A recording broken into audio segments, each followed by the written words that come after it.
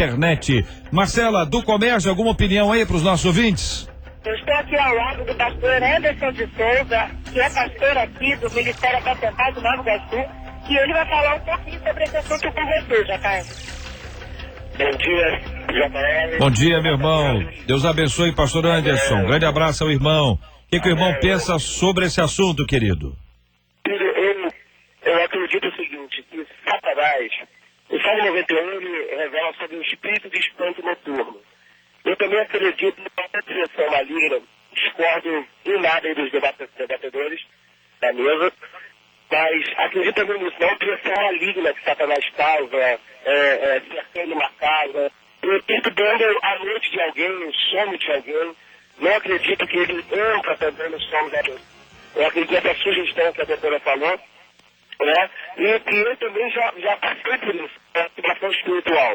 Acordei, senti a opressão em casa, repreendi no nome do Senhor Jesus. Esse tempo eu estava envolvido com muita batalha espiritual, envolvido com libertação de pessoas.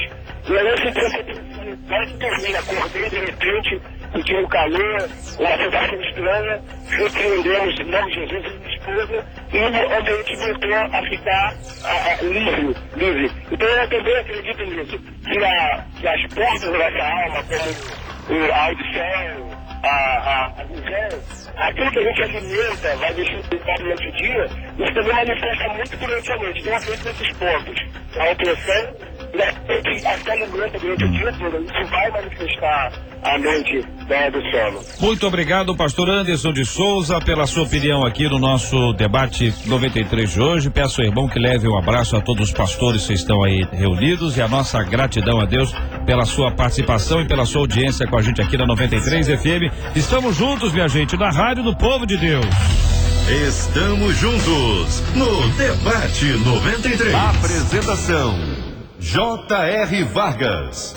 Debate 93. Muito bem, minha gente. Vamos ouvir aqui algumas histórias dos nossos ouvintes, experiências. Por exemplo, um dos nossos ouvintes dizendo: eu passei por algo semelhante. Há algum tempo eu estava dormindo e de repente eu senti o braço de um homem segurando em meu pescoço. O braço de um homem segurando em meu pescoço. Coloquei a mão no braço. Certo? Colocou a mão no braço. Quando abri os olhos não tinha ninguém. Acordei assustado e fui orar.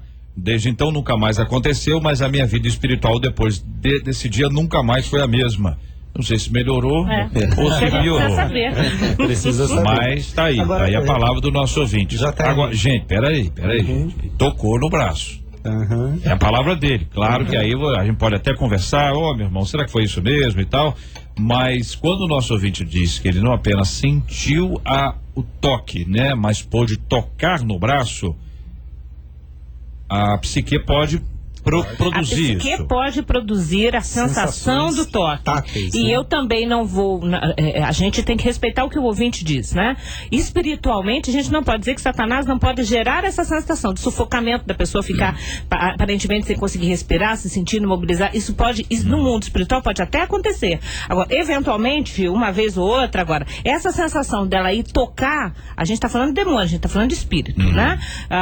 Isso pode ter sido gerado pela psique dela mesmo, porque a gente tem registros de toque, Então, a gente tem registros podem ser as duas coisas. Podem ser. Existem níveis no sono. Sim. É muito importante a gente observar que ele não está falando, o ouvinte aqui não está falando de sonho. Está falando de sono. Está falando de sono. E nós vamos partir de um princípio bíblico que já foi colocado como fundamento, que é 1 João 5,18. O maligno não nos toca. Não nos toca. O maligno não tem poder de tocar num crente que é templo do Espírito Santo de Deus. Ora, mas existem níveis de sono em que eu tenho várias sensações. Eu não estou nem no sono profundo, como eles chamam o sono REM. Eu estou num sono intermediário, em que me parece que eu estou num limiar de que quase acordado, meio dormindo. Chega até a ver Nesse momento eu posso produzir estímulos visuais, táteis, auditivos, olfativos. Então, os meus órgãos dos sentidos podem produzir sensações nesse nível de sono. Olha, eu tenho que entender o seguinte, então nós temos que colocar alguns princípios elementares aqui. Senão nós vamos entrar numa confusão bíblica e até doutrinária. Se o crente é templo do Espírito Santo de Deus e o maligno não nos toca, então Satanás não vai tocar no meu corpo. Eu sou templo de Deus. Ora, então eu vou entender que essas sensações, sejam visuais, táteis, olfativas ou até auditivas, essas sensações podem ser provocadas e são por um estado de sono dentro do cérebro e do psiquismo humano. É importante que se estude a natureza do sono humano, que é uma coisa complexa, que a neurociência hoje está trabalhando. É algo extraordinário e fantástico. Inclusive, alterações profundas no organismo humano. Agora, que haja um princípio bíblico aqui diante de nós, que eu acho que é um consenso. Que um maligno não toca no templo do Espírito Santo. Vamos estabelecer, então, aqui o princípio bíblico. Já foi, inclusive...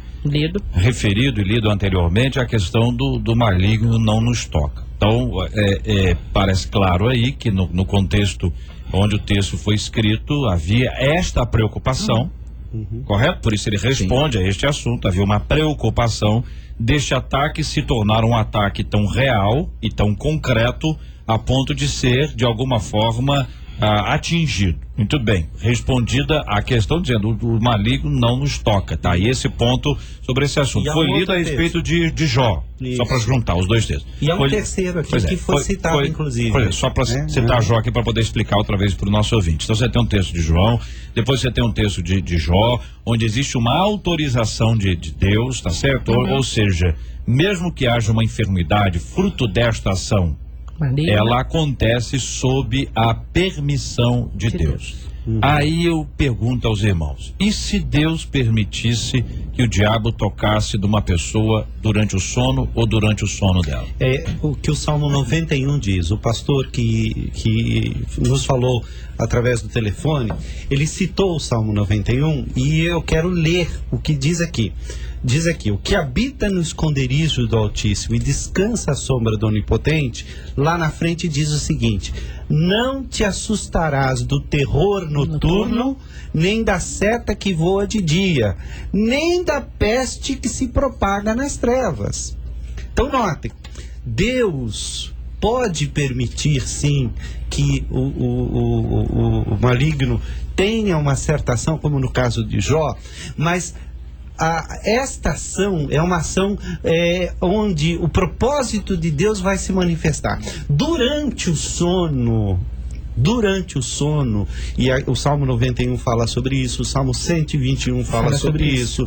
Há uma série de textos que nos falam que o Senhor dá enquanto dormem, o Senhor está presente ao nosso redor. Nas horas em que nós estamos mais desprotegidos, JR, é nesta hora que o anjo do Senhor acampa-se ao redor daqueles que o temem.